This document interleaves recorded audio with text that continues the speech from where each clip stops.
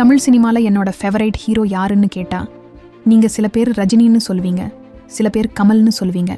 ஆனால் இந்த ரெண்டு பேரையும் ஒன்றா ஒரு படத்தில் பார்க்கணும்னு உங்கள் எல்லாருக்கும் ஆசை இருக்கும் இல்லையா? அந்த ஆசை ஒருவேளை சீக்கிரமே நடக்க போகுதோன்னு ஒரு நியூஸ் இப்போ கோடம்பாக்கத்தில் பரவிக்கிட்டு இருக்கு.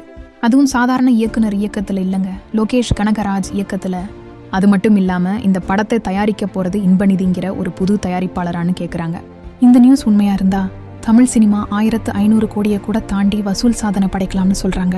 இந்த கதையோட உண்மையை நாம் இந்த வீடியோவில் பார்க்க போகிறோம். நான் உங்கள் மாதவி, வாங்க பேசலாம். ரஜினிகாந்த், கமல்ஹாசன், இந்த ரெண்டு பேரும் தமிழ் சினிமாவின் தூண்கள். இவங்க ரெண்டு பேருக்கும் இருக்கிற போட்டி தான் இன்னைக்கு வரைக்கும் சினிமா இவ்வளவு பெருசாக வளர்ந்து நிற்கிறதுக்கு ஒரு காரணம். ரஜினி ஒரு பக்கம் மாஸ் காட்டுவார், கமல் ஒரு பக்கம் கிளாஸ் காட்டுவார். இந்த ரெண்டு பேரும் ஒன்றா சேர்ந்து நடித்த படங்கள் நிறைய இருக்குது. ஆனால் கடைசியாக இவங்க ரெண்டு பேரும் சேர்ந்து நடித்தது 1979 வருஷம் வந்த அலாவுதீனும் அற்புத விளக்கும்ங்கிற படத்தில் தான். அதுக்கப்புறம் இவங்க தனித்தனியாக நடிக்க ஆரம்பிச்சிட்டாங்க. ரஜினி சார் சமீபத்தில் மணிரத்னம் சார் கூட சேர்ந்து ஒரு படத்தில் நடிக்கிறதா இருந்துச்சு. கமல் சாரும் தான் மணிரத்னம் சார் கூட தக் லைஃப்ங்கிற படத்தில் நடித்தார். அதே மாதிரி ரஜினி சார் லோகேஷ் கனகராஜ் இயக்கத்தில் கூலி படத்தில் நடித்தார். ஆனால் ரெண்டு படங்களுக்குமே எதிர்பார்த்த அளவுக்கு பெரிய வரவேற்பு இல்லை. கூலி வசூல் ரீதியாக ஹிட்டுங்கிறதால ரஜினி சாருக்கு பெருசாக ஒன்றும் இல்லை. ஆனால் தக் லைஃப் படம் ரொம்பவே கடுமையான விமர்சனங்களை சந்திச்சிச்சு. இதனால ரெண்டு பேருமே ஒரு ஹிட்டுக்கு ரொம்பவே காத்துக்கிட்டு இருக்காங்க.